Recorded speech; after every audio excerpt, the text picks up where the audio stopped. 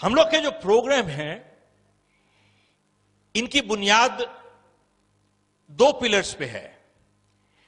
पहले तो आपसे एक सवाल पूछना चाहूंगा, कितने लोग सोचते हैं that people are our greatest asset? Please raise your hand. Not true, not true at all. साहब ध्यान दीजिएगा, people are not assets, only good people are assets, rest are all liabilities. कहीं पर भी देखिए साहब, only good people are assets, rest are all liabilities. और goodness कहीं पर भी देखें, अच्छाई हमेशा हम लोगों को सींचनी पड़ती है। Goodness always needs to be cultivated, evil happens anywhere.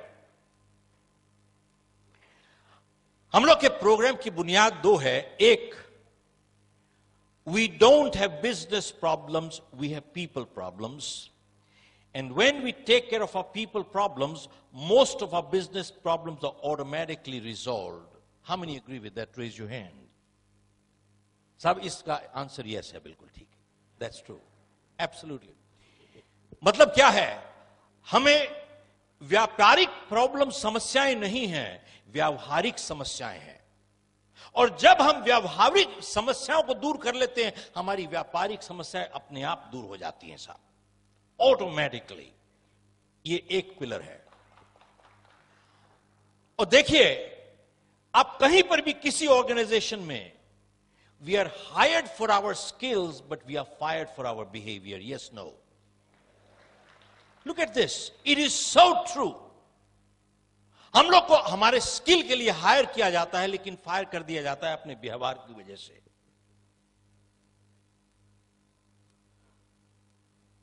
और दूसरी चीज, जब भी कोई इंसान यह कहता है कि यह मैं काम नहीं कर सकता, वो दो चीज कह रहा है, या मुझे करना नहीं आता या मैं करना नहीं चाहता। ध्यान से देखिए, जब कोई इंसान यह कहता है कि यह काम मैं नहीं कर सकता, दो चीज कह रहा है, या मुझे करना नहीं आता या मैं करना नहीं चाहता।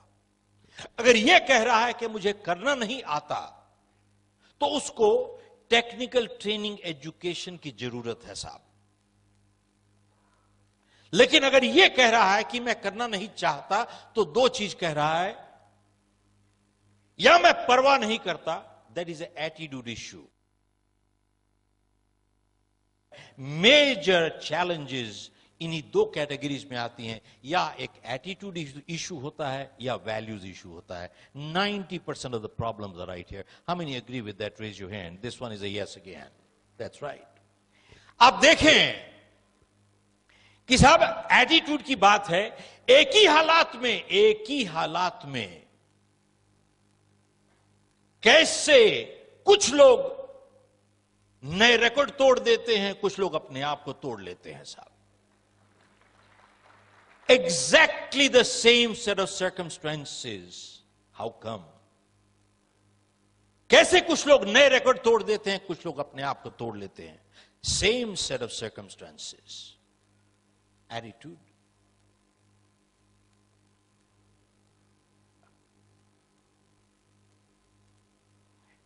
आप लोगों में से कितने लोगों ने मुझे पहले सुना है? मैं हाथ खड़ा करके बताइए तो। अच्छा, मैं इसलिए जानना चाहता हूं कि will you laugh at the same jokes, that's why. So I want to get a new, that's all, so that I want to make sure I get different set of jokes, that's it. Okay, important thing is,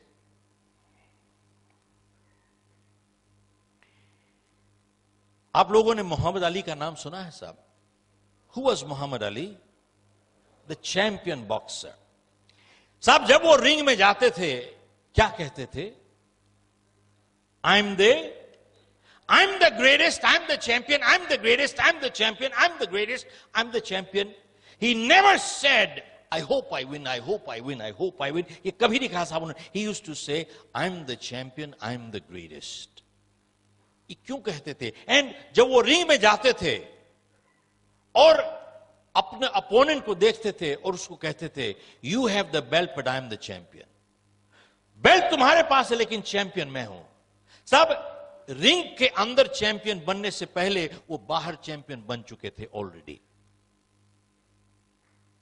He was a champion outside. But ये क्यों कहते थे I am the greatest, I am the champion? This is positive thinking. Mentally अपने आप को ही used to psych himself up mentally. इसका क्या मतलब है? With positive thinking everything in life is possible. How many agree with that? Raise your hand. Not true. This one is not true. साहब ध्यान दीजिएगा, बहुत गलत फहमियां हो जाती हैं आदमी को.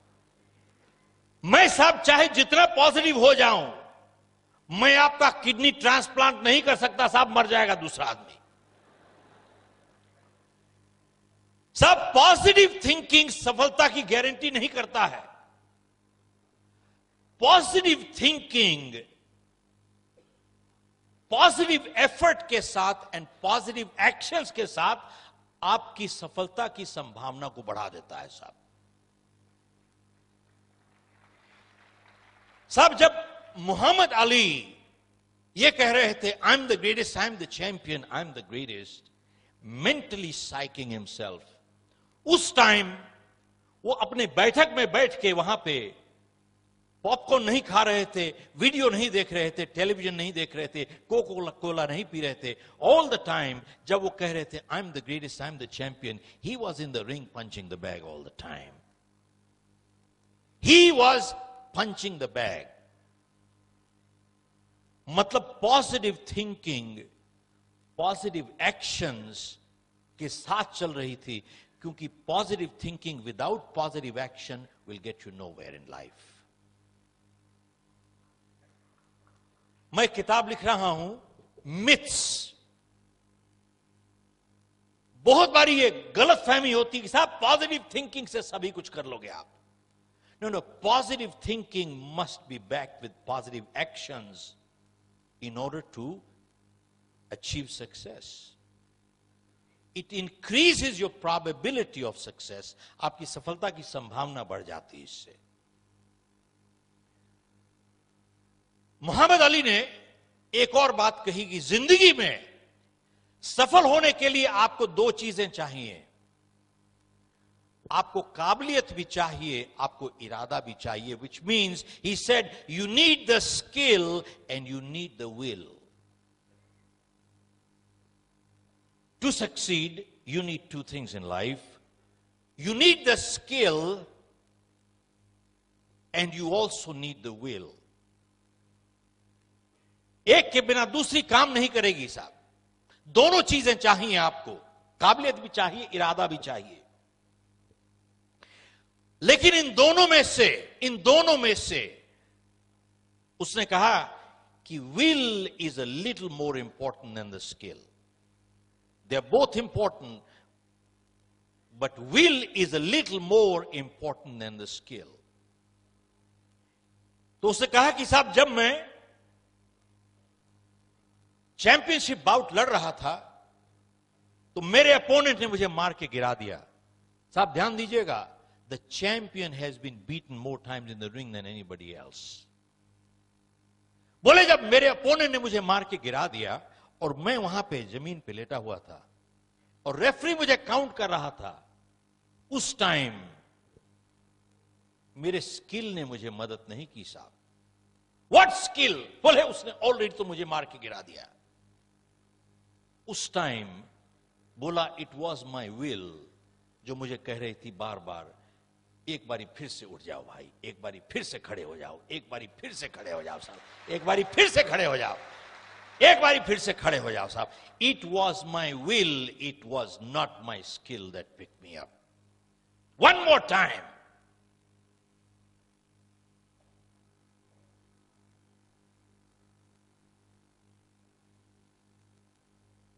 साहब आप लोगों ने माइकल फेल्प्स का नाम सुना होगा. कौन था माइकल फेल्प्स?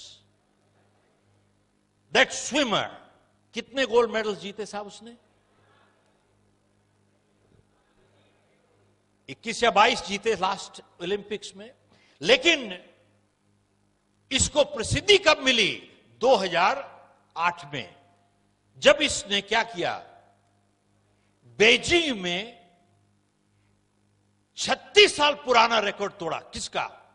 मार्क स्पिट्ज का। मार्क स्पिट्ज 1972 में म्यूनिक में उसने 7 गोल्ड मेडल जीते थे। वहां पे प्रेस वाले भी थे, तो किसी ने कहा कि साहब 7 गोल्ड मेडल जीत लिया आपने,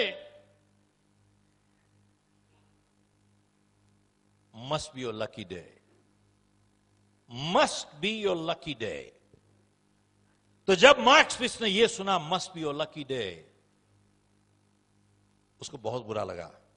तो उस जर्नलिस्ट को बुलाता है, कहता है तुम इधर आओ, मैं तुमको बताता हूं what luck did for me. कहता है आई वॉज इन मैक्सिको 1968। बोला मैंने 3 गोल्ड मेडल जीते। He says, मैं खुश था लेकिन ना खुश था। बोले मैक्सिको से म्यूनिक में 4 साल में मैंने 10,000 घंटों की प्रैक्टिस की है। और अगर आपका गणित अच्छा है, इसका मतलब है 2,500 घंटे हर साल। और गणित और अच्छा है, इसका मतलब है 8 घंटे डेली बिना एतवार के। और मार्क स्पिट्ज ने जर्नलिस्ट को कहा कि आप ऐसा कीजिए, अगले 4 साल के लिए 8 घंटे डेली पानी में बैठ जाइए, आपका जिस्म सुकड़ जाएगा। पूछता है, बोले क्या किस्मत ने मुझे जिता दिया है।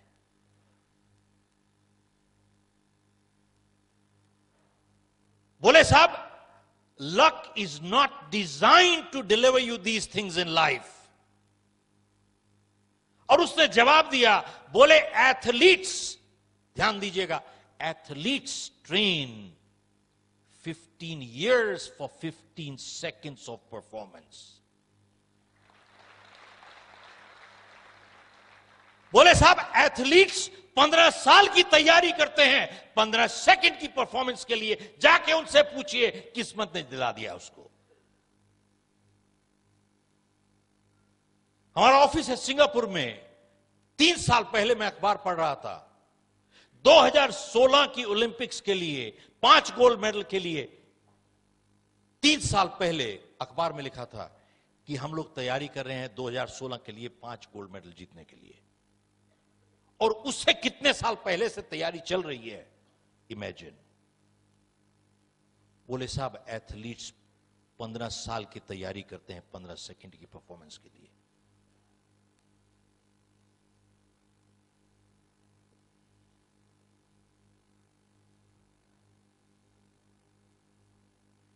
तो साहब ऐसा है,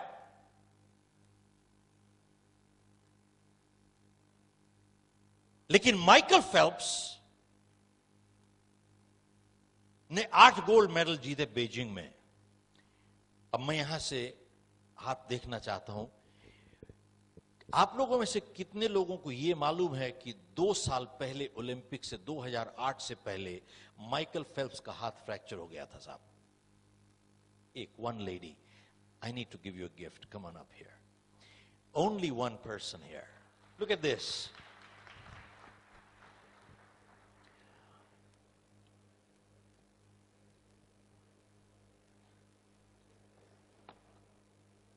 I'm going to give you one of my posters.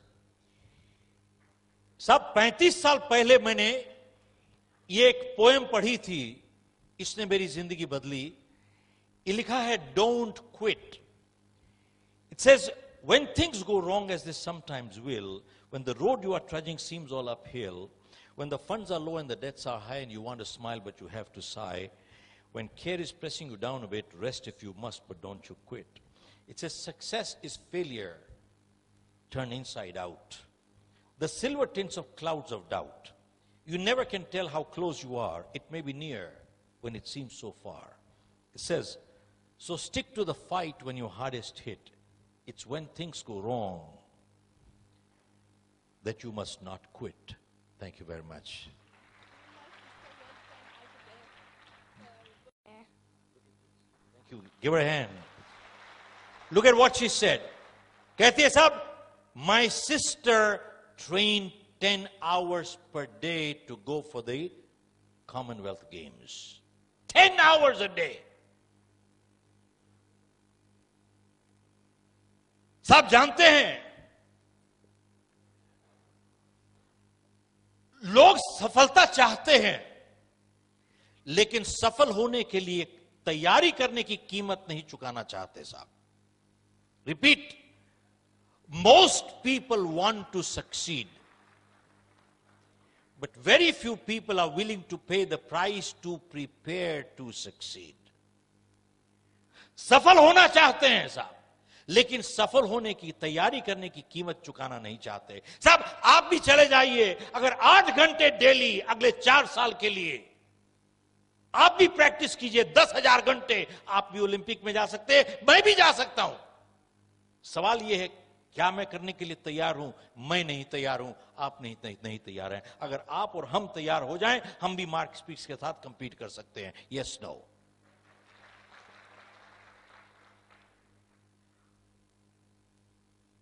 साहब, 2 साल पहले ओलंपिक से माइकल फेल्प्स का हाथ फ्रैक्चर हो गया था, और डॉक्टर ने उसको कहा कि देखिए, अब आप पानी में नहीं जा सकते. और सवाल यह है कि अगर आपका हाथ जुड़ जाए तो क्या इसमें उतनी ताकत दोबारा से आ सकती है जैसे पहले थी? आप ओलंपिक्स में कंपीट कर रहे हो, अड़ोसी पड़ोसी के बच्चों के साथ नहीं कर रहे हो. माइकल फेल्प्स 10 साल से ट्रेनिंग कर रहा था. इसकी पूरी जिंदगी का सपना चूर हो रहा था साहब. हर रात को इसने सपने लिए साहब. सपने तो जब सोते हैं तभी आते हैं. कितने लोग सहमत हैं? हाथ खड़ा कीजिए साहब. बिल्कुल झूठ है साहब, यही तो. साहब ध्यान दीजिएगा, आज सपनों की एक नई परिभाषा लेके जाइए. सपने वो नहीं जो नींद में आते हैं, सपने वो होते हैं जो नींद नहीं आने देते हैं साहब. क्या बात कर रहे हो?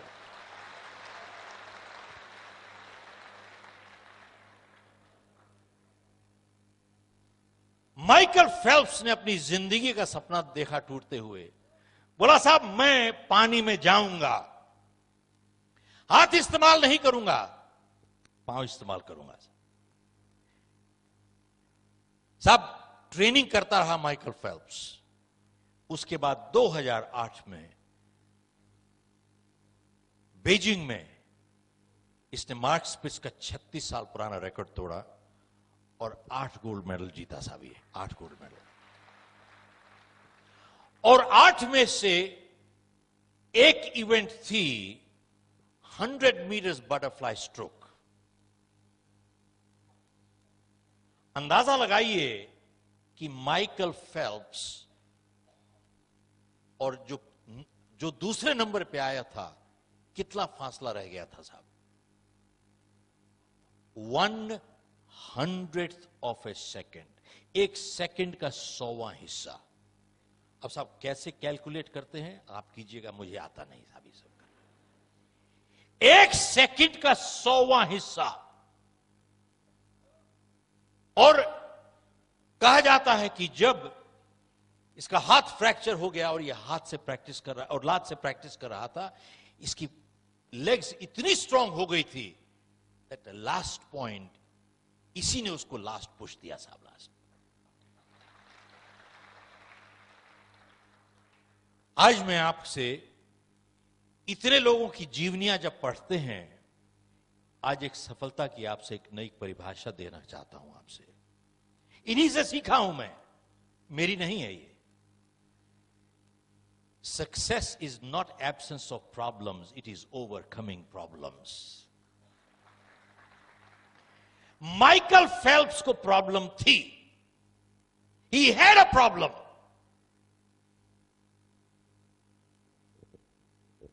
सब समस्या के ना होने को सफलता नहीं कहते, समस्या के ऊपर काबू पाने को सफलता कहते हैं. He had a problem. और सफलता इससे नहीं मापी जाती कि जिंदगी में हम कितना ऊपर गए। सफलता इससे मापी जाती है कितनी बारी गिर के उठे, उसको सफलता कहते हैं साहब। सफलता इससे नहीं मापी जाती कि दूसरों के मुकाबले हम कैसा कर रहे हैं। सफलता उससे मापी जाती है कि हम अपनी क्षमता के हिसाब से कैसा कर रहे हैं। आप देखिए, एथलीट कभी दूसरे के साथ कंपीट नहीं करता, वो अपना ही रिकॉर्ड तोड़ता चला जाता है परमानेंटली साहब। बार बार अपना रिकॉर्ड तोड़ता चला जाएगा साहब। वो अपने आप के साथ कंपीट करता है साहब।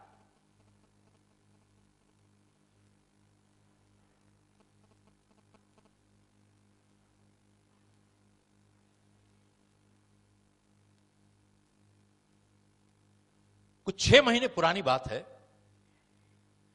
सिंगापुर में मैंने अखबार पढ़ा तो उसमें लिखा था कि तकरीबन 50%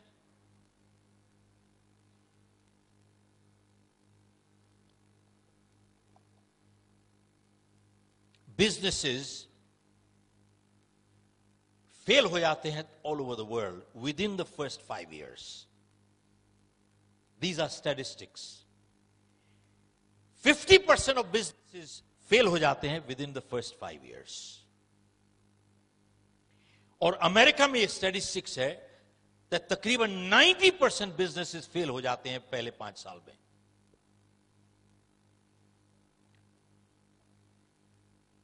और उस आर्टिकल में लिखा था कि जिस तरीके से इंफॉर्मेशन आज, स्पीड है इंफॉर्मेशन की, लोगों को मुश्किल हो गया है साहब to keep up with the pace today. हम जैसे आदमी छोड़िए जिसके अब बाल सफेद हो गए। एक आदमी मेरे को रास्ते में मिले तो मेरे को देख के कहते हैं, आप कुछ पहचाने लग रहे हो भाई एयरपोर्ट पे। तो मैंने कहा शायद मेरा कॉमन फेस होगा भाई कुछ। तो मेरे को कहता है, ओ आप वैसे लगते हो जिसने किताब लिखी है, वो कुछ उसका कोई रिश्ता तो नहीं है। हाँ, मैंने कहा साहब वो मेरा बेटा है। हाँ, बोले हाँ उसके बाल काले हैं साहब, किताब बाल काले। मैंने कहा साहब तो anyway, leave aside people like me who's got white hair, but even the younger generation is finding hard to keep up with technology. बहुत मुश्किल हो गया है साहब। और उस आर्टिकल में लिखा था कि स्पीड ऑफ टेक्नोलॉजी जिससे बढ़ रही है, हर क्लास जो आज ग्रेजुएट कर रही है वो पिछली क्लास से थोड़ी ज्यादा नॉलेजेबल है। रिपीट करता हूं साहब, आज हर क्लास जो ग्रेजुएट हो रही है वो पिछली क्लास से थोड़ी ज्यादा नॉलेजेबल है। ये स्पीड है टेक्नोलॉजी की। ये पॉजिटिव साइड है, that they are little more knowledgeable than the previous one. The flip side is within 2 years इनकी नॉलेजेबल ऑब्सोलीट हो जाएगी साहब। 2 साल के अंदर इसकी नॉलेज भी ऑब्सोलीट हो जाएगी। और उस आर्टिकल में लिखा था कि आने वाले टाइम में, साहब ध्यान दीजिएगा, आने वाले टाइम में सिर्फ वही लोग सफल हो पाएंगे जिनके पास 2 काबिलियत होंगी साहब।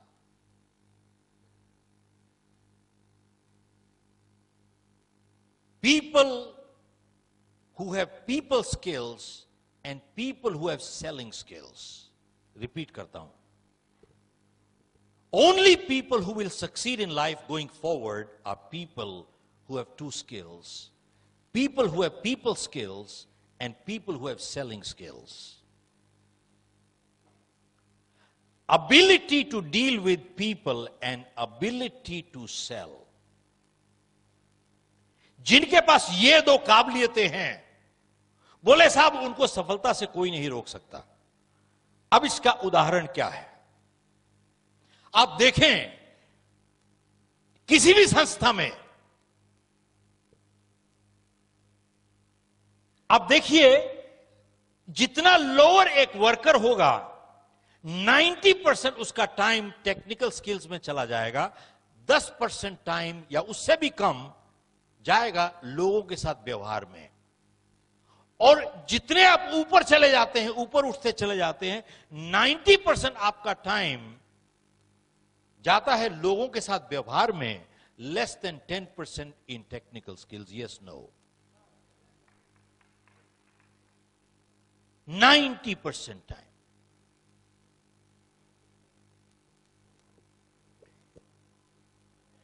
यूएस में एक लीडरशिप मीट हुई, तो वहां पे कुछ लोगों को, गिनती के लोगों को बुलाया, तो हमारे को भी बुलाया हुआ था। वहां 5 दिन की लीडरशिप समिट थी। तो वहां पे एक चीज बहुत उभर के आई कि आज की जो जनरेशन है, they are very tech savvy. सब टेक्नोलॉजी में कमाल कर देते हैं लोग।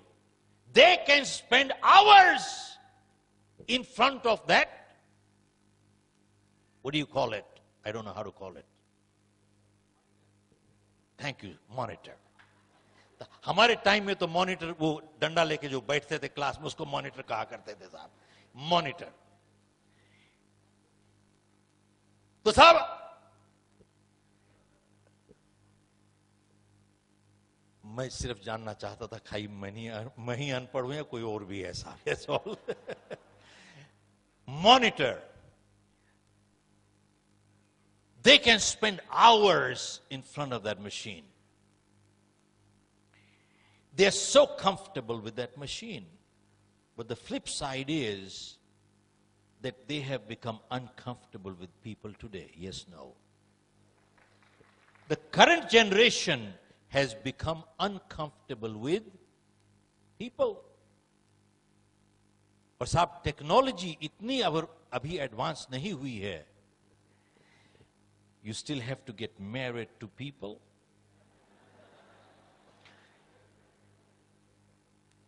You can't have babies from computers as of now. आगे आने वाले टाइम में क्या होगा पता नहीं साहब। You have to live with people.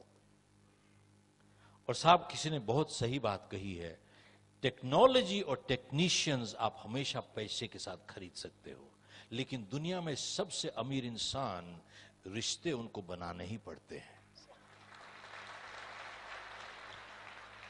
सब टेक्नोलॉजी और टेक्नीशियंस पैसे के साथ हमेशा खरीद सकते हो आप, लेकिन दुनिया में चाहे जितना अमीर इंसान हो जाए, रिश्ते उसको बनाने पड़ते हैं साहब। इसको क्रूड लैंग्वेज में कहा जाएगा कि साहब आप कुत्ता खरीद सकते हो लेकिन पूंछ नहीं हिलवा सकते साहब।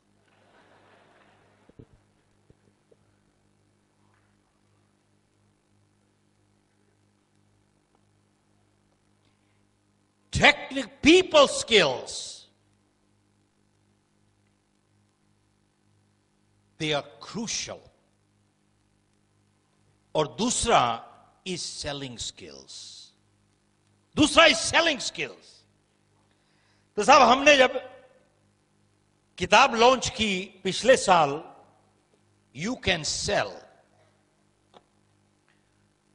तो प्रेस वाले आए वहां पे और बोले कि किताब का नाम है You Can Sell. ये किताब लगता है सेल्स प्रोफेशनल्स के लिए है।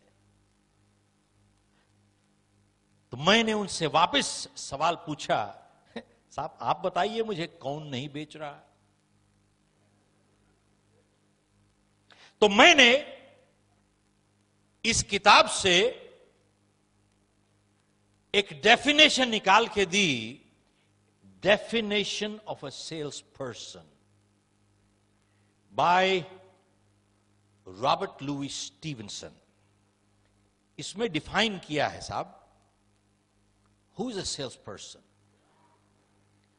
एनीवन, ध्यान दीजिएगा साहब, anyone who sells a product, service और an idea is a salesperson. Repeat. Anyone who sells a product, service, or an idea is a salesperson. Based on this definition, आप बताइए साहब कौन नहीं बेच रहा?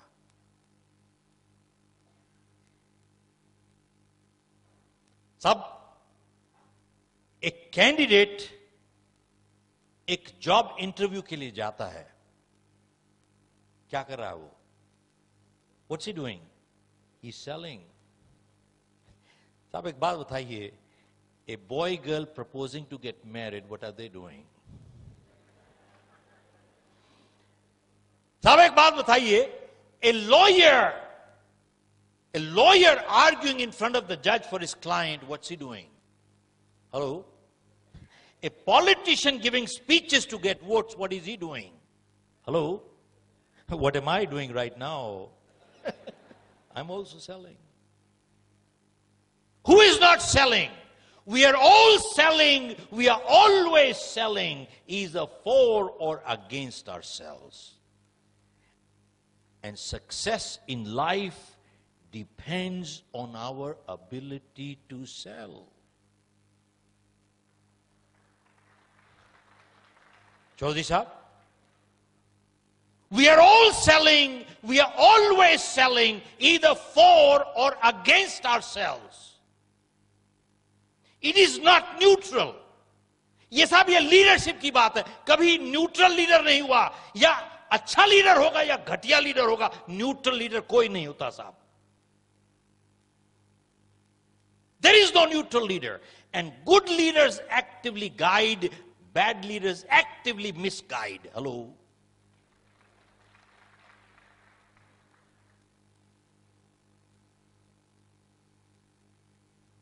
अच्छे लीडर गाइड करते हैं, बैड लीडर मिसगाइड. न्यूट्रल नहीं होता कोई लीडर भी साहब.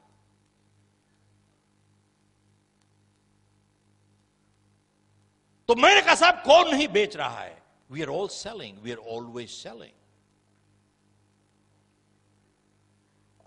एंड देन मैंने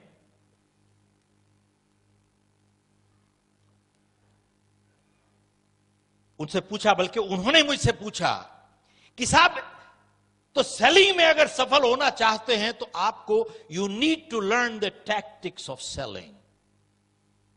इन sales if you want to succeed in life you need to learn the tactics of selling. How many agree with that? Raise your hand. Not true. मैंने कहा साहब in sales you need to learn the principles of selling, not tactics of selling. Why? Because principles are based on foundation of integrity. Tactics are manipulative. बहुत फर्क है साहब.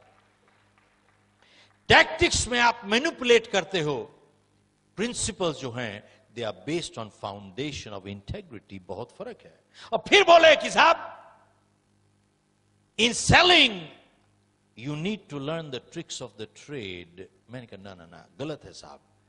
Professionals learn the trade, they leave the tricks to the cheats and crooks. Leave the tricks to the cheats and crooks, learn the trade. आज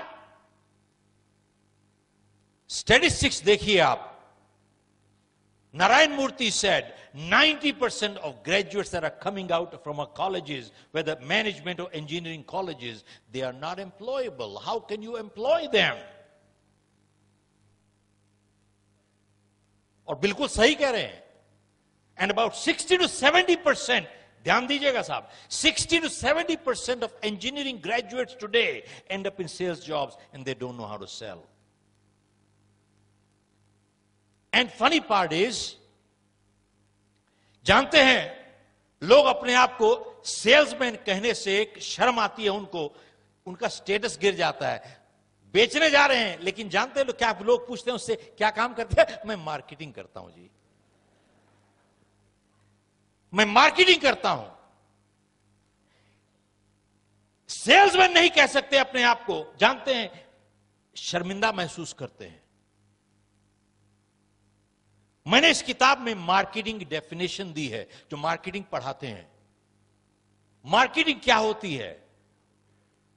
marketing only identifies and strategizes sources of money gets no money. Only sales gets money. Are you with me?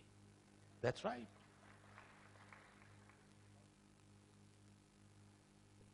Marketing तो खाली सिर्फ identify करती है, strategize करती है, sources of money gets no money, only sales gets money. आप साहब किसी कंपनी की प्रॉफिट एंड लॉस अकाउंट देखिए, बैलेंस शीट देखिए, सिर्फ एक आइटम प्रॉफिट साइड में लिखी होती है, क्या कहते हैं? सेल्स। और उसके अलावा हर चीज इज ओवरहेड्स। प्रॉफिट में सिर्फ एक आइटम जाती है, sales, rest everything in the company is. साहब एक अच्छी company, good salespeople are the first to be hired, last to be fired, because they represent profit.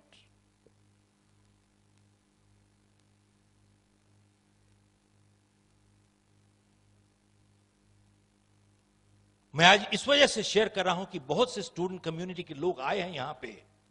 We must understand कि बुनियाद क्या है साहब। What is the foundation of leadership?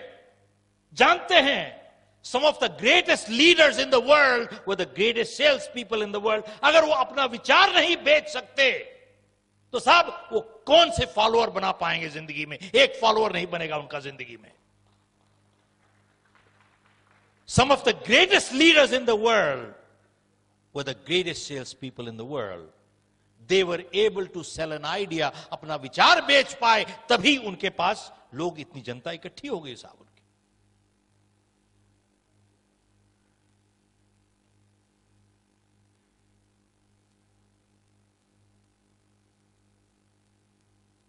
आप लोगों ने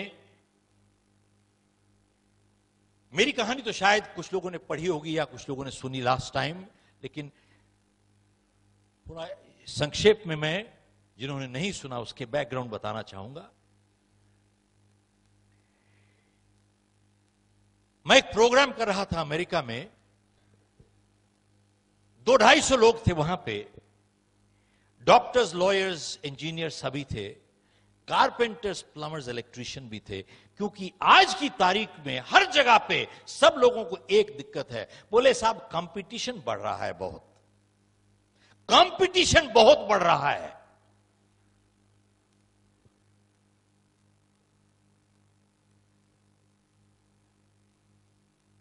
साहब मैं आपसे पूछना चाहता हूं कि आज चाहे जो काम करें, कंपटीशन बहुत घना है। कितने लोग सहमत हैं? हाथ खड़ा कीजिए साहब। Yes, no? How many say yes? How many say no? How many are confused? अच्छा चलिए, कोई बात नहीं साहब। ऐसा है, बहुत पुरानी बात है। मैं वहां पे गया तो मैंने कहा, जाते ही मैंने कहा कि साहब इतिहास में कभी ऐसा मौका नहीं आया जैसा अब है। जितना आसान आज है सफल होना जिंदगी में, ऐसा कभी नहीं हुआ। रिपीट करता हूं, सफल होना जितना आसान आज है, ऐसा जिंदगी में कभी मौका नहीं आया, चाहे जो भी आपका प्रोफेशन हो। तो जब मैंने 2 बारी कहा तो एक आदमी पीछे से अपने बगल वाले को हाथ मार के कहते हैं कि साहब ये क्या बात कर रहे हैं? तो मैंने उसकी बात सुनी, तो मैं उसके पास गया और मेरे को पूछता है कि साहब आप बताइए कि how come we have no competition, हमारा कंपटीशन ही नहीं है साहब। तो मैंने उससे एक सवाल पूछा। मैं आप सब लोगों से यही सवाल पूछ रहा हूं, तो ध्यान दीजिएगा क्योंकि आप लोगों को जवाब देना है, तो सवाल ध्यान से सुनिएगा। तो मैंने उससे सवाल यह पूछा और आप लोगों से वही पूछ रहा हूं, साहब आप कितने लोगों को जानते हैं जो सड़क पे चल रहे हैं इस टाइम, जो जितने उनको पैसे मिलते हैं उससे ज्यादा काम करने को तैयार हैं? कितने लोगों को जानते हैं आप? हेलो? Hardly any. साहब ज्यादातर लोग ऐसे हैं जिनको जितने पैसे मिलते हैं उतना भी काम नहीं करना चाहते, और एक दूसरा वर्ग है जो उतना ही काम करता है जिससे उसकी जान छूट जाए साहब, और एक बहुत छोटी सी परसेंटेज है जिसको जितने पैसे मिलते हैं उससे ज्यादा काम करके वो आपको लौटाते हैं। मैंने उससे पूछा कि अगर आप उस छोटी सी परसेंटेज में आते हो, चाहे आपका जो भी प्रोफेशन हो, आप मुझे बताइए आपका कंपटीशन है कहां साहब? साहब आज की तारीख में आपको एक अच्छा वकील नहीं मिलता साहब। हेलो, ध्यान से सुनिएगा, कई वकील बैठे हुए यहां। आज की तारीख में आपको अच्छा वकील नहीं मिलता साहब, अच्छा डॉक्टर नहीं मिलता साहब, आपको अच्छा अकाउंटेंट नहीं मिलता, अच्छा प्लम्बर नहीं मिलता, अच्छा इलेक्ट्रीशियन नहीं मिलता। सवाल यह है कि जितने आपको पैसे मिलते हैं उससे ज्यादा काम करने को आप तैयार हैं? आप देखें, किसी सफल इंसान की जीवनी पढ़ें और किसी सफल ऑर्गेनाइजेशन की जीवनी पढ़ें आप, उन सब लोगों ने एक ही सिद्धांत से जिए हैं, और वो सिद्धांत है मुझे जितना मिलेगा उससे ज्यादा लौटाऊंगा अपने परिवार को, जितना मिला है उससे ज्यादा लौटाऊंगा अपनी कस्टमर को, जितना मिला है उससे ज्यादा लौटाऊंगा अपनी ऑर्गेनाइजेशन को, और जितना मिला है उससे ज्यादा लौटाऊंगा अपनी समाज को साहब।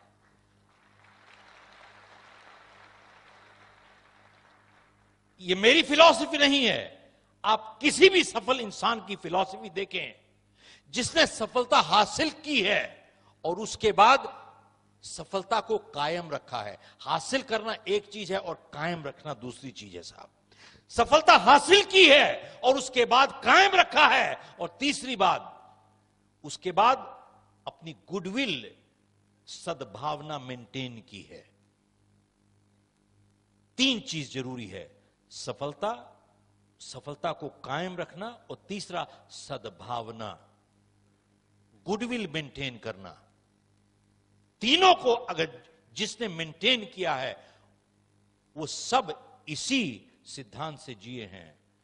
मुझे जो मिला है उससे ज्यादा लौटाऊंगा अपने परिवार को, जो मिला है उससे ज्यादा लौटाऊंगा अपने कस्टमर को, जितना मिला है उससे ज्यादा लौटाऊंगा अपनी ऑर्गेनाइजेशन को, और जो मिला उससे ज्यादा लौटाऊंगा अपनी समाज को।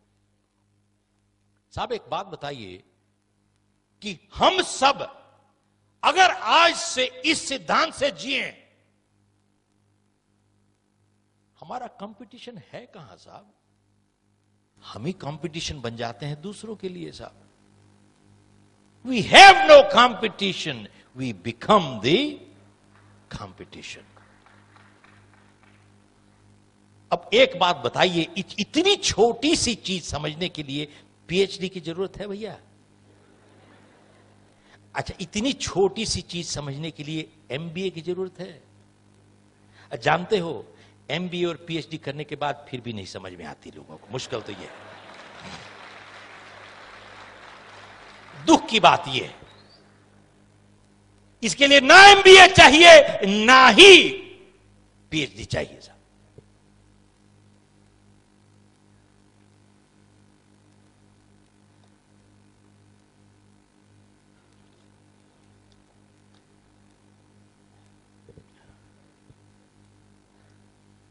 भाई साहब, आपको 1973, अब जिन्होंने पहले सुना होगा उसके लिए थोड़ा सा रिपीट होगा, बट 1973 की बात बता रहा हूं। जनवरी 1973 मुझे बहुत अच्छी तरीके से याद है। हम लोग की कोल माइंस थी इंडिया में, तकरीबन 1000 लोग काम करते थे साहब। मैंने क्रिएट नहीं की थी, मैंने इनहेरिट की थी। तो माइंस नेशनलाइज हो गई, सरकार ने सभी कुछ ले लिया साहब।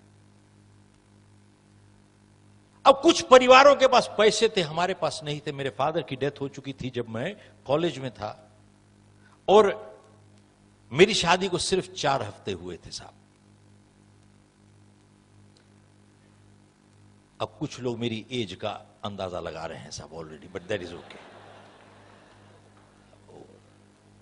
हर एक की अपनी अपनी कैलकुलेशन, आप कुछ बात करो, अपनी कैलकुलेशन हर एक की अलग होती है साहब।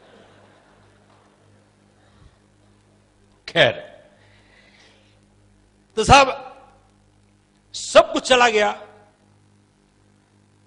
और उसके बाद हमारे घर से सामान बिकने लगा, कुछ ना कुछ टेबल कुर्सियां बिकने लगी टू गेट फूड फॉर। मुझे याद है तकरीबन 1 साल के बाद मेरी बड़ी लड़की जब पैदा हुई तो मैंने अपनी मां के कुछ लास्ट पीस ऑफ ज्वेलरी जाके बेची, क्योंकि मेरे पास 10 रुपए नहीं थे to get my daughter release from the hospital to buy milk that night. 1973 की बात कर रहा हूं आपसे। तो मैंने साहब 3 काम करने की शुरू किए, अगले 2 साल सभी में फेल हो गया। 1975 13 नवंबर को तो मैंने फैसला किया कि साहब मैं अब इंडिया छोड़ के जा रहा हूं। मैं कनाडा गया, यहां से तो टोरंटो में मेरी सिस्टर थी, उसने मुझे स्पॉन्सर किया। तो वहां पे हमने 1 बेडरूम रेंट किया, वहां पे जमीन पे सोते थे। तो मेरी वाइफ MBA है, उसने एक बैंक में जाके $600 महीने की नौकरी ली ताकि घर का खर्चा चलता रहे। और मैं साहब सूट टाई लगा के बाहर निकल जाता था। अब कोई पूछते थे कि भाई क्या काम करते हो। अब ये कहने में तकलीफ होती थी कि बेरोजगार है भाई। मैं कहता था सर इंपोर्ट एक्सपोर्ट। अब कोशिश की थी, ऐसी बात नहीं है। खैर साल बीत गया साहब इंपोर्ट एक्सपोर्ट टाई लगा के घूमते हुए, कुछ इंपोर्ट एक्सपोर्ट नहीं हुई। खैर एक दिन मैं वहां से एक ट्रेड शो से गुजर रहा था, तो मेरे पीछे एक कनेडियन भी आ रहे थे, थोड़ा हैंडीमैन लगे, निक्कर टी-शर्ट पहने हुए। तो मेरे पास आए, मेरा नाम पूछते हैं क्या काम करते, बोले इंपोर्ट एक्सपोर्ट। तो मेरे को पूछते भाई कितने पैसे कमा लेते हो। साहब उस दिन होश में आया, ये सोच में आई कि भाई चाहे जितने मर्जी सूट टाई लगा लो, दुनिया 2 मिनट में समझ जाती है जेब खाली है भाई।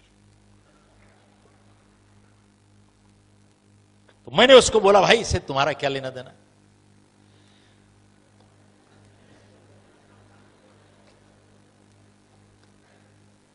खैर मैंने उससे पूछा तुम्हारा नाम क्या, बोले बिल बियर। मैं कहा क्या काम करते हो, बोले मैं गाड़ियां साइमनाइज करता हूं।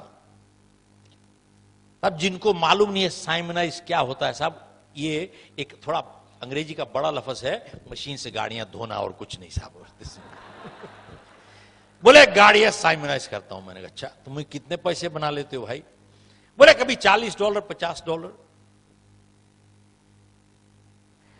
तो दरवाजे से जैसे हम लोग निकल रहे थे, जैसे कि मेरे दिमाग से उसने एकदम पढ़ लिया हो, मेरे कंधे पे हाथ रख के मुझे रोक के कहता है गाड़ियां साफ करो कि भाई।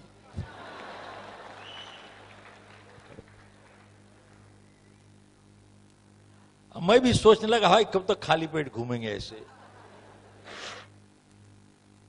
मैंने कहा भैया कितने पैसे दोगे, बोले $5 काटूंगा केमिकल के, बाकी बांट लेंगे आधे आधे। तो मैंने उससे पूछा कि भैया एक बात बताओ, गाड़ियां साफ करना को हाईटेक जॉइंट वेंचर कोलैबोरेशन तुमको थोड़ी चाहिए, अच्छे पैसे बना रहे हो, क्योंकि पैसे बांटने को क्यों तैयार हो गए। बोले गाड़ियां साफ करना अकेले टाइम नहीं गुजरता, कोई बात करने वाला मिल जाए टाइम निकल जाता है, इसलिए बांट रहा हूं और कुछ नहीं है साहब। तो साहब दूसरे दिन गए, हमने गाड़ियां साफ की, $25 दोनों ने बना लिए पॉकेट में। अगले दिन $35 $30 $40 रोज थोड़े थोड़े थोड़े पैसे बनते रहे, कुछ ना कुछ खरीदते रहे साहब। तभी मैंने अखबार में एक इश्तिहार पढ़ा कि अगर आप थोड़े एक्स्ट्रा पैसे कमाना चाहते हो तो घर घर जाके वो वैक्यूम क्लीनर की डेमोन्स्ट्रेशन किया कीजिए। तो मैंने कहा साहब ये बहुत बढ़िया है साहब, दिन में गाड़ियां साफ करूंगा, शाम को घर जाके वैक्यूम क्लीनर सफा करूंगा साहब। मैंने कहा ठीक है। तो मैं भी पहुंच गया साहब, 200-300 लोग थे वहां पे, खूब मोटिवेशनल लेक्चर दिया उन्होंने और मशीन पकड़ा दी, बोले जाके घर घर जाके डेमोन्स्ट्रेशन कीजिए और हर डेमोन्स्ट्रेशन के आपको $5 मिलेंगे साहब। अब भी साहब इतने ना समझ थे, समझ ही कुछ नहीं थी। हमने यही समझा कि खाली जाके डेमोन्स्ट्रेशन करनी पड़ती है, बेचना नहीं होता साहब। तो हम अपार्टमेंट बिल्डिंग में जाते थे, वहां पे दरवाजा खटखटाते थे, कोई दरवाजा खोलता था, मैं कहता था साहब आपको वैक्यूम क्लीनर नहीं खरीदना। तो पहले तो तसल्ली हो जाती थी, खरीदना नहीं है भाई, खाली डेमोन्स्ट्रेशन करवा लीजिए, $5 मिल जाएंगे। कुछ लोग तरस खा के कहते थे आओ भाई आ जाओ आ जाओ आ जाओ, कुछ लोग बाहर निकाल देते थे। एक दिन मैं डेमोन्स्ट्रेशन कर रहा था एक इंडियन परिवार के, यहां पे हस्बैंड वाइफ सोफा पे बैठे थे, मैं जमीन पे बैठा था। तो ये सज्जन वैक्यूम क्लीनर नहीं देख रहे थे, मेरी तरफ देख रहे थे। तो मैंने उनसे पूछा कि साहब कुछ गलती हो गई? बोले ना। तो मैंने पूछा कि भैया ऐसे क्यों देख रहे हो? मेरे से पूछता है जिंदगी में कभी लाइफ इंश्योरेंस बेचा है? मैंने कहा भाई मैं वैक्यूम क्लीनर यहां पर रगड़ रहा हूं, तू बात क्या कर रहा है? पूछता है जिंदगी में कभी लाइफ इंश्योरेंस बेचा है? मैंने कहा ना भैया, कभी बेचा नहीं है, ना ही बेचूंगा, क्योंकि मुझे याद है इंडिया में वो एजेंट, वो लूट, वो चुंबक आपकी लाइफ पकड़ लेता था जब तक दस्तखत ना करो साहब। तभी उसको कहते थे लाइफ इंश्योरेंस एजेंट, आपकी लाइफ पकड़ लेता था साहब। तो मैंने कहा साहब मैं जिंदगी में लाइफ इंश्योरेंस एजेंट कभी नहीं बनूंगा साहब। खैर मैंने कहा साहब मैं नहीं लाइफ इंश्योरेंस बेचूंगा। मैंने अपना थैला वाला उठाया, अपना वैक्यूम क्लीनर रगड़ा करके, $5 का काम था मेरा, चल के निकल गए। तो जब साहब सीधे तरीके से काम नहीं होता, आदमी उल्टे तरीके से जाता है। एक ही बिल्डिंग में हम लोग रहते थे और समहाउ उसकी वाइफ का परिचय मेरी वाइफ से हो गया, जान पहचान हो गई। तो उसकी वाइफ मेरी वाइफ को समझाती है कि इनको बोलिए भाई लाइफ इंश्योरेंस एजेंट बन जाए, ज्वाइन कर ले, ये बहुत अच्छा करियर है। और मेरी वाइफ भी जानती थी कि कब तक इस तरीके से काम चलेगा, गाड़ियां साफ कर करके कब तक जिंदगी चलेगी। एक फैमिली थी, आई हैड अ डॉटर, और मेरी वाइफ मेरा फेलियर रिकॉर्ड भी जानती थी, बहुत अच्छा था साहब। स्कूल में भी मैं पढ़े लिखने पढ़ाकुओं में से, बच्चों में से नहीं था। मैं तो बैक बेंचर था, जो आगे बैठते थे पीछे से लेके रबड़ की गुलेल मारता था साहब बैठ के उनको। और साहब 8वीं क्लास में 6 या 7 सब्जेक्ट्स में से मैं सभी में फेल हो गया एक्सेप्ट 1। तो मेरे प्रिंसिपल ने बुला के मुझे कहा कि बेटा तुम एक सब्जेक्ट पे बहुत ज्यादा ध्यान दे रहे हो।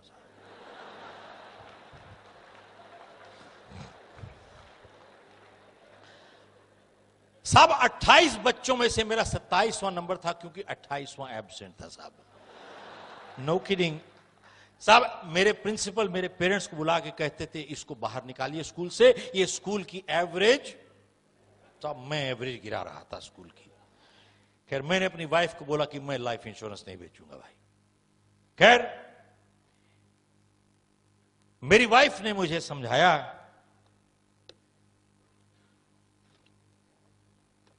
कि लाइफ इंश्योरेंस बेचने के लिए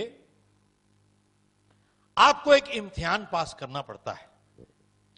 बोले आप इम्तिहान पास तो कीजिए, अगर पास कर लिया तो एक चॉइस मिल जाएगी लाइफ में आपको। अभी तो चॉइस भी नहीं है भाई। मैंने कहा अच्छा ठीक है, मैं इम्तिहान में बैठूंगा लेकिन लाइफ इंश्योरेंस नहीं बेचूंगा। खैर मैंने इम्तिहान लिया, रिजल्ट आ गया और मैं क्या हो गया साहब, पास हो गए साहब। अब ये हमको अपने दफ्तर ले गए, जिन्होंने ये सारा चक्कर शुरू किया था, ले गए दफ्तर, अपने डिस्ट्रिक्ट मैनेजर से मिलाया। जैसे पहुंचे वहां पे बहुत बुजुर्ग से आदमी, बहुत तजर्बेदार मैच्योर आदमी, जैसे गया कंग्रेचुलेट करके हाथ मिलाते हैं, कहते हैं शेख अगर तू लाइफ इंश्योरेंस एजेंट अभी बन जाएगा तो मैं तुम्हें एक ऑफर दूंगा और तुम्हें टाइम दूंगा सोचने का। मैंने कहा साहब बिल्कुल ठीक, दीजिए। बोले कि साहब अगर तू लाइफ इंश्योरेंस एजेंट अभी बन जाएगा तो मैं तुझे $150 हफ्ता ड्रॉ दूंगा तुम्हारे को, और तुम्हारे पास टाइम है सोचने का। बोले 30 सेकंड। मैंने कहा साहब आपने बोला था टाइम दीजिएगा, बोले अब 20 सेकंड रह गए। मैंने कहा बोले मैं बन गया साहब, मैं लाइफ इंश्योरेंस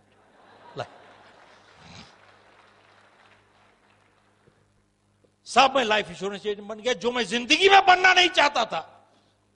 उसके बाद मुझे किताब दी उन्होंने, थोड़ी ट्रेनिंग दी, बोले बेटा जाके बेचो अब चलो। उसके बाद अगले 3 महीने साहब मैंने जी तोड़ मेहनत की। शीशे में देख के अपने आप को कह सकता हूं कि मैंने 200% मेहनत की। हर इंसान पहचान जाता है, कह सकता है कि मैंने कितनी की। साहब मैंने 200% मेहनत की और मैंने कंपनी का रिकॉर्ड तोड़ दिया साहब।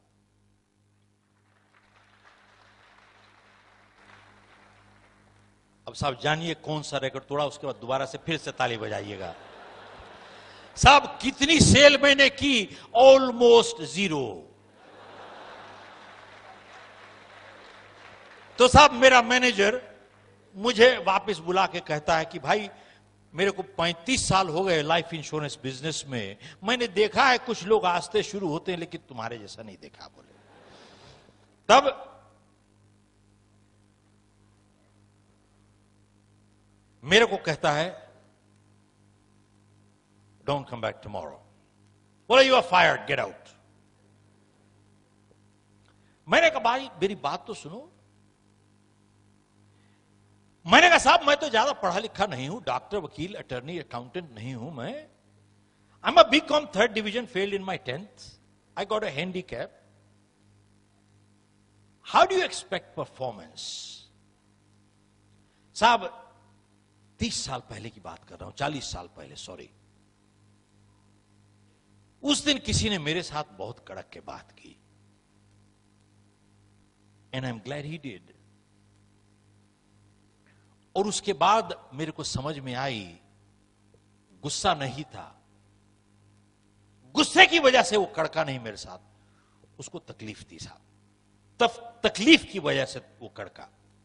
और मेरे को कहता है 40 साल पहले, you shut up and listen, you shut up and listen. मेरे को कहता है you don't have a handicap, you have a bad attitude.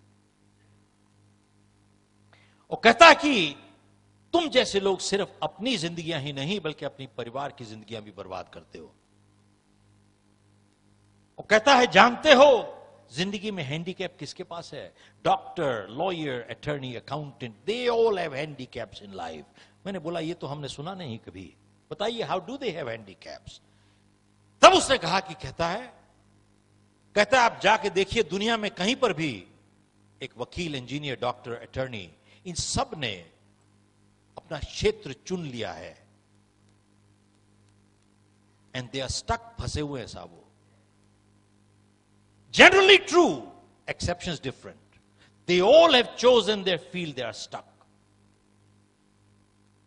मेरे को कहता है तुमने तो अपना क्षेत्र चुना ही नहीं, तुम्हारी समझ में नहीं आती, दुनिया तुम्हारे लिए ओपन है, the world is open to you. तो मैंने कहा साहब मैंने तो कभी सोचा ही नहीं ऐसे।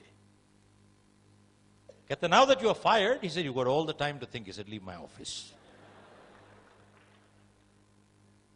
साहब उस दिन मेरी अपॉइंटमेंट थी 30 मील दूर।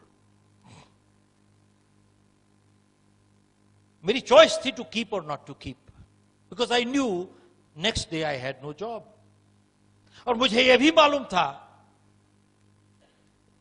I was not sure if I would get paid or not, क्योंकि हमारी हर अपॉइंटमेंट 1 हफ्ता इन एडवांस बनती थी। मैंने साहब फैसला किया कि I'll go for the appointment। शाम को 6:30 बजे मैं गाड़ी चला के जा रहा था। Having failed one after the other in my life, उस शाम को मैं इतना डिप्रेस्ड फील कर रहा था कि न जाने क्या हुआ, एकदम मैं अकेला, आई बर्स्ट आउट इनटू क्राइंग। मैं साहब अकेला रो रहा था वहां पे, गाड़ी चला रहा था। अब मेरी समझ में नहीं आ रही थी कि एक एडल्ट होने के नाते मेरे को रोटी कमानी नहीं आती है, एक परिवार है, I didn't know how to earn a living. और मैं एक के बाद एक के बाद एक I was failing in my life. I kept crying, kept praying. मेरी समझ में नहीं आ रही थी कि मेरी जिंदगी कहां जा रही है साहब। वो 30 मील का फासला 30 साल जैसे लग रहा था उस रात साहब। उसके बारे में आज बात करना आसान है, उस रात को आसान नहीं था। आधे घंटे के बाद मैं पहुंचा अपनी अपॉइंटमेंट पे, 7 बजे थे। मैंने अपने आप को संभाल के ऊपर गया, बेचना शुरू किया। 7 बजे मैं गया, जब तक उसने घड़ी देखी 11:30 बज चुके थे। 4.5 घंटे। इसीलिए लाइफ इंश्योरेंस एजेंट को लूट कहते हैं साहब, कोई हटता ही नहीं वहां से। मेरे को कहता है, जानते हो क्या टाइम हो गया है, मुझे कल काम पे जाना है। ये पोलाइट तरीका है कहने का कि अब जाओ आप। समहाउ उस रात को मैं जा नहीं रहा था वहां से। 11:30 बजे न जाने क्या हुआ इसको, मेरे को देख के कहता है कि भैया तुम्हारे से जान छुड़ाने के क्या लगेंगे। मैंने सोचा रेट पूछ रहा है। मैंने किताब खोली और इसके एज देखा, इंश्योरेंस के साथ मल्टीप्लाई किया और मैंने बोला कि साहब $27.58, $27.58। कहता है यू श्योर? मैंने कहा यस, $27 मेरे को कहता है कि 4.5 घंटे पहले क्यों नहीं बोल दिया मेरे को। चेक निकाल के $27 का चेक बना के कहता है ये पकड़ो, बाहर जाओ भाई साहब। That was one of my first sales. मैं रात को 12, साढ़े 12 बजे, 1 बजे घर आया। दूसरे दिन मैं अपने ऑफिस गया और अपने मैनेजर के पास मैंने कहा कि जो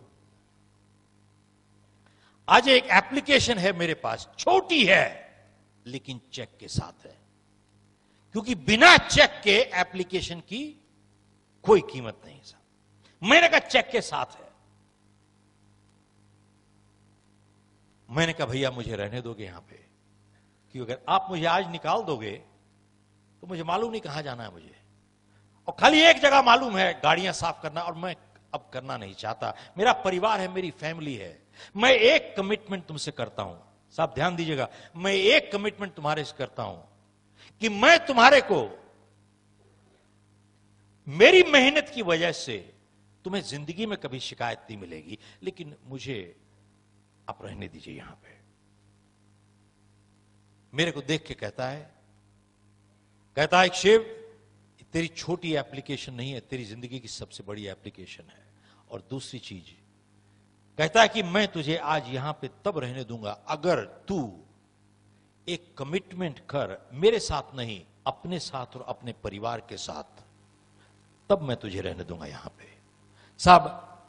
उस दिन मैंने कमिटमेंट की और वो मेरी जिंदगी में एक मोड़ था। हर एक की जिंदगी में कोई न कोई मोड़ जरूर आता है, यस नो, बिल्कुल। मेरी जिंदगी में एक मोड़ था वो। उसने एप्लीकेशन वापस ली और साहब उस दिन, उस साल मैंने $1 मिलियन की इंश्योरेंस बेची। अगले साल $3 मिलियन, उसके बाद $5 मिलियन, उसके बाद $1 मिलियन राउंड टेबल। आप लोगों ने किसी ने नाम सुना है साहब? MDRT। जब मैं किताब लिख रहा था तो मैंने MDRT को खबर फोन किया कि साहब मुझे बताइए कितने साल में क्वालिफाई किया था। सो दे सेड कि 4 साल क्वालिफाई किया था बिफोर आई मूव्ड ऑन। मैं अमेरिका मूव किया, गॉट इनटू 3 बिजनेसेस। 1984 में मैंने कैलिफोर्निया की एक कंपनी खरीदी, न्यू जर्सी की ऑपरेशन की, स्टार्टेड विद नो क्लाइंट्स, और मैंने अपनी कंपनी बेची है with close to over 500 clients for a decent sum. साहब मैं आपके साथ मैं आप लोगों के साथ में अपनी जिंदगी क्यों शेयर कर रहा हूं? एक, पिछले 40 साल इतने आसान नहीं गुजरे साहब। जानते हैं, लोग सिर्फ देखते हैं सफल लग रहा है, वो सिर्फ सफलता देखते हैं, संघर्ष नहीं देखते। Yes no. और जानते क्या कहते हैं? किस्मत अच्छी साहब इसकी। आज की तारीख में मीडिया ने अगर देश के साथ गद्दारी की है, सबसे बड़ी गद्दारी मीडिया ने अगर की है, वो एक की है। चाहे टीवी चैनल ले लीजिए, चाहे प्रिंट मीडिया ले लीजिए, एवरी चैनल सुबह शाम पहली चीज क्या देखते हैं? आपकी वहां जो भविष्य बैठ के बना रहे हैं साहब, वो आप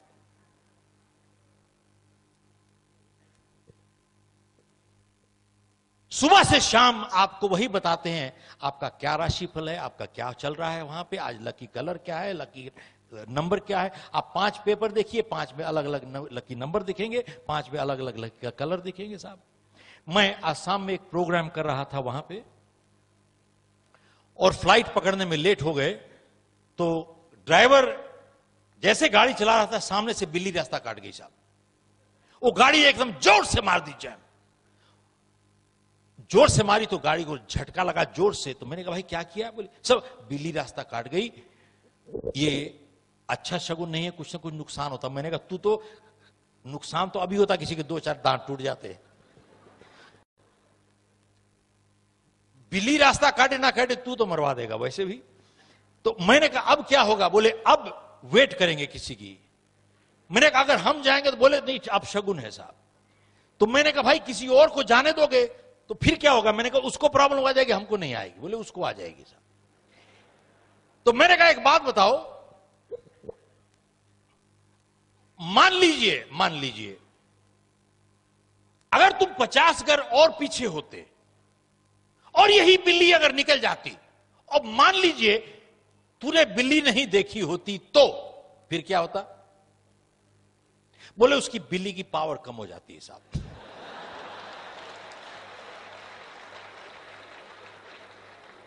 और मैंने भाई पावर कम कैसे होती है? तू बिल्ली को देखे या बिल्ली तुझे देखे? किसको हम किसको देखे?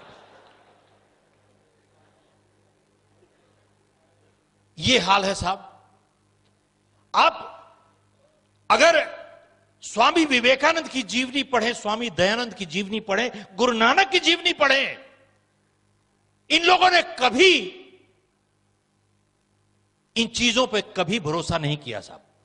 पत्रियों पे, मंगलिकों पे, आप सरदारों के परिवारों में चले जाइए, कोई मंगलिक नहीं होता साहब।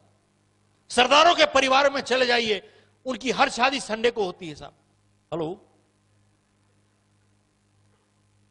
जानते हैं इन सब चीजों ने लोगों को कितना कमजोर बना दिया है दिमागी तौर पे। और लोग अपनी गलती का एहसास नहीं करते, खुद जिम्मेवारी नहीं उठाते। जानते हैं जितने गलत काम करते हैं उसका जवाब क्या देते हैं? साहब मेरी गलती नहीं है, मेरे ग्रह ठीक नहीं चल रहे साहब, सितारों की प्रॉब्लम है।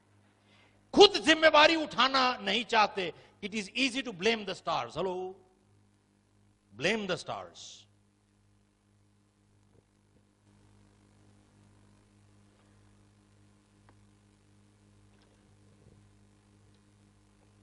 खैर,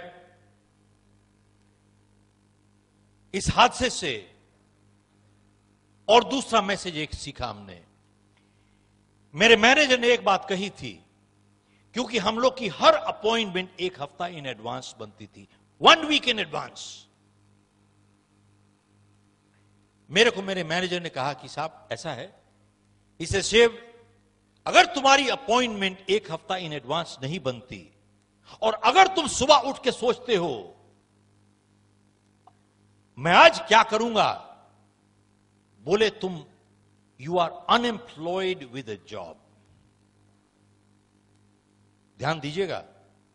He says if you do not have appointments made 1 week in advance, and you wake up in the morning and you start thinking, let me see what I have to do today, he said, you are unemployed with a job. And then he said, you fall into the category of people who keep working till they find a job. और फिर उसने जो बात कही, उसने कहा कि साहब आप जानते हैं, there are more people in this world who are not working than there are people who are unemployed. Repeat.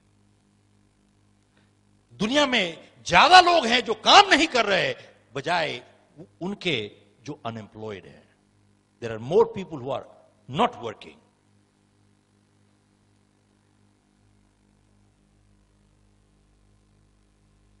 और साहब मैं इतने ऑडियंसेस को एड्रेस करता हूं, I don't even want to see a show of hands. How many people don't have appointments made 1 week in advance? 99% people don't have appointments made 1 week in advance. एक हफ्ते तक का मालूम नहीं है कि अगले हफ्ते हमको क्या काम करना है साहब.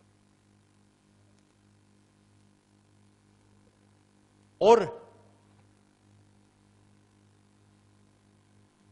साहब उसने मुझे सिखाया कि एक प्रॉमिस में और एक कमिटमेंट की में क्या फर्क होता है.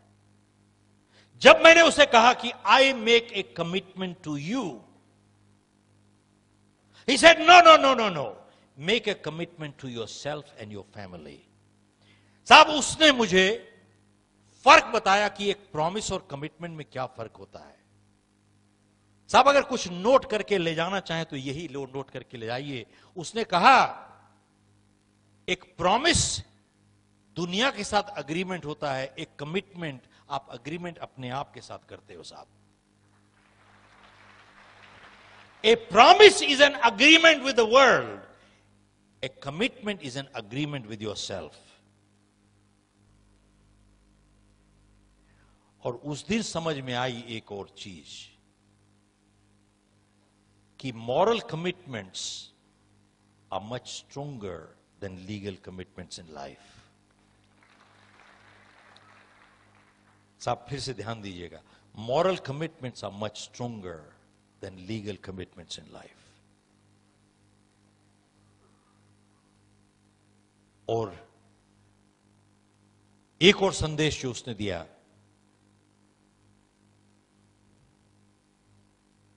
when he said, you shut up and listen to me, he got my attention.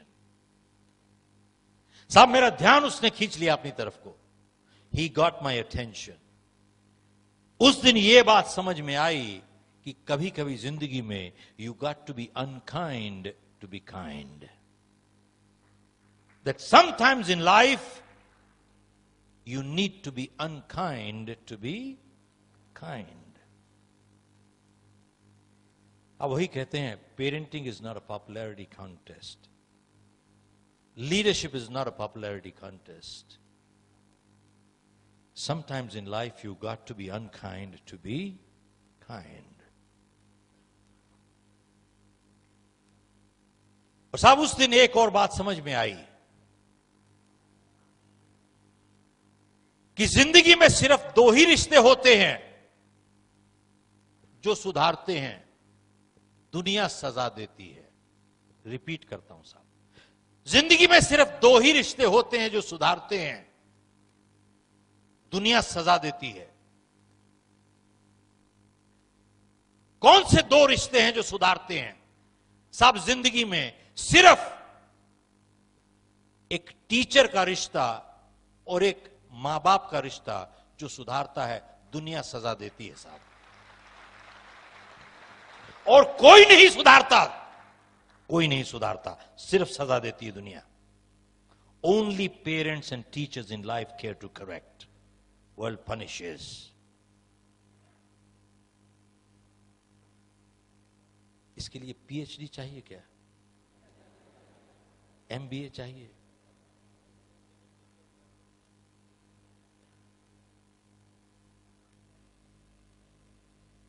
और साहब उस दिन एक और बात समझ में आई बहुत जबरदस्त, वो ये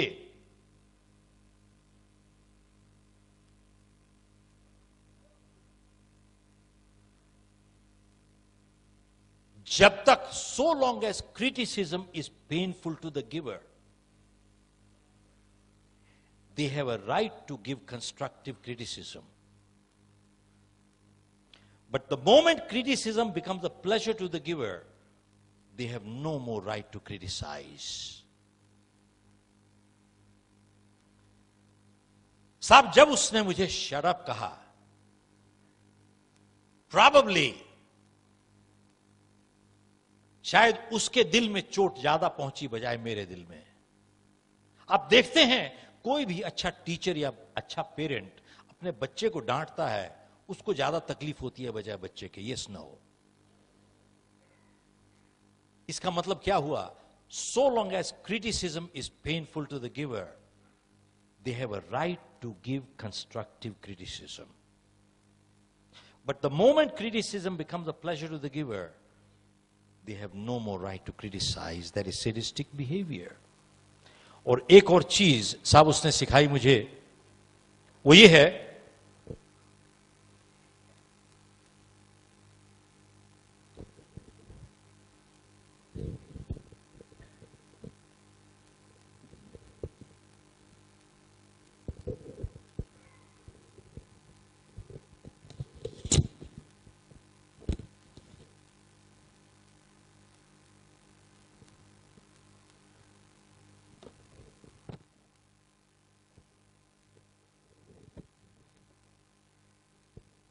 तब तकरीबन 40 साल पहले मेरे मैनेजर ने मेरे को इंट्रोड्यूस किया समथिंग कॉल्ड अ जर्नल। उसने मुझे कहा कि शिव, तुम अगर जिंदगी बदलना चाहते हो, सिर्फ अपने अंदर 5 मिनट डेली इन्वेस्ट करो अगले 31 दिन के लिए, तुम्हारी जिंदगी हमेशा के लिए बदल जाएगी। साहब ध्यान से सुनिएगा, बहुत जरूरी चीज है ये। मेरे को उसने कहा कि साहब ऐसा है, जिंदगी अगर बदलना चाहते हो, अपने अंदर सिर्फ 5 मिनट डेली इन्वेस्ट करो अगले 30 दिन के लिए। 31वें दिन तुम्हारी जिंदगी बदल जाएगी। 30 दिन सिर्फ। तो मैंने उससे पूछा कि भाई 30 दिन में जिंदगी बदल सकती है क्या? मैंने एक चीज सीखी उससे कि समझदार इंसान सवाल का जवाब नहीं देता, सवाल का जवाब सवाल में ही देता है साहब। उसने वापस मुझसे पूछा कि अगर बदल सकती है, तुम करना चाहते हो क्या? अगर बदल सकती हो तो क्या तुम करने को तैयार हो? तो मैंने कहा साहब मैं तैयार हूं। तब उसने मुझे ये जर्नल निकाल के दिखाई।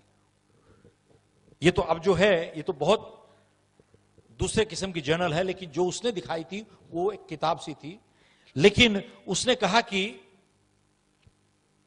इसमें मैंने अपनी किताब यू कैन विन से बताया है कि इसमें 30 दिन का प्रोग्राम कैसे फॉलो किया जाता है। How do you implement 31 day program. और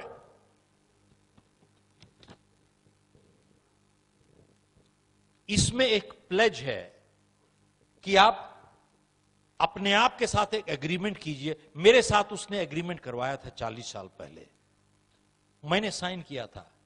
I am honest, I am reliable, I am a responsible person, I am a trustworthy person, I am a hard-working person. I will always do and give more than what I get to my family, my organization, my customer, my society. मैंने sign किया साहब। This is a moral agreement, it's not a legal agreement. Sign करके उसने कहा कि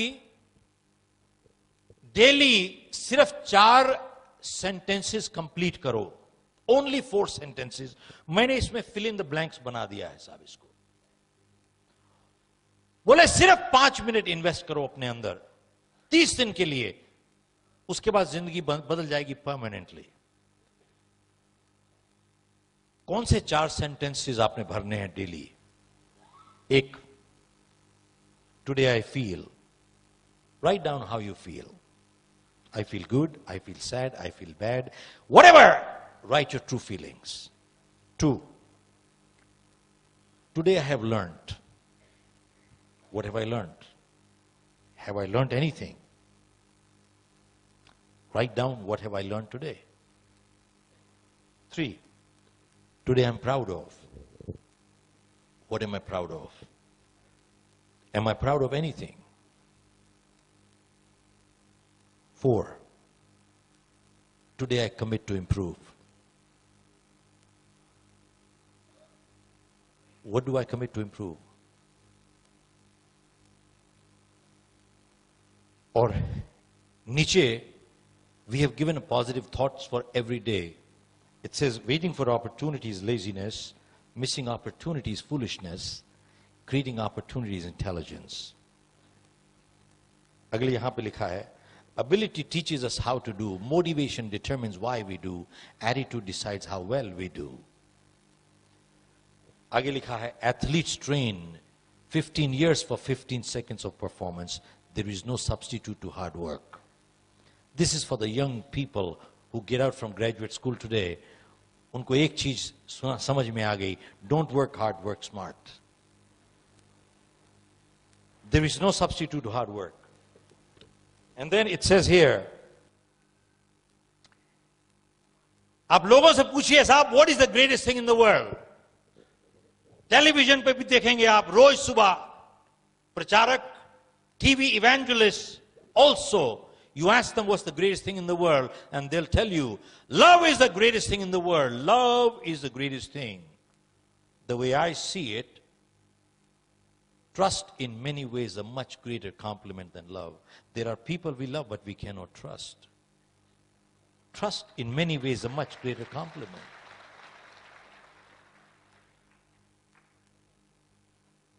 साहब 5 minute सिर्फ daily, सिर्फ 4 fill in the blanks करने हैं, only 4 fill in the blanks. 30 दिन के लिए. तो मैंने उससे पूछा कि साहब ये बताओ, ये 30 दिन का फॉर्मूला क्या है? तो साहब उसने मेरे को रिसर्च निकाल के दिखाई.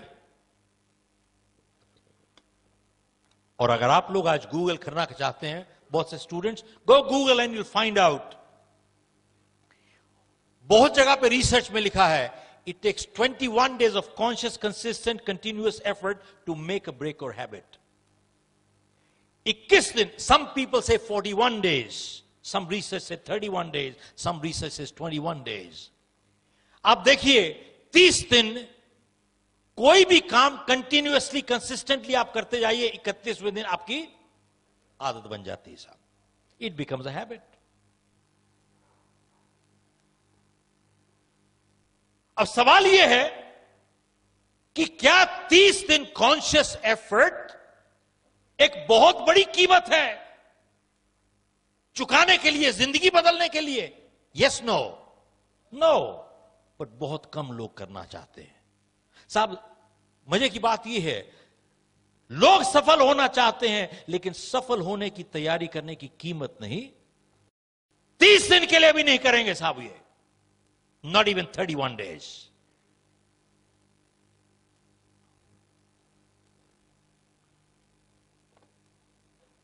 Alok, I'd like to hand over this journal to you as a small little token for 30 years of Dainik Bhaskar, a 31-day program. Thank you.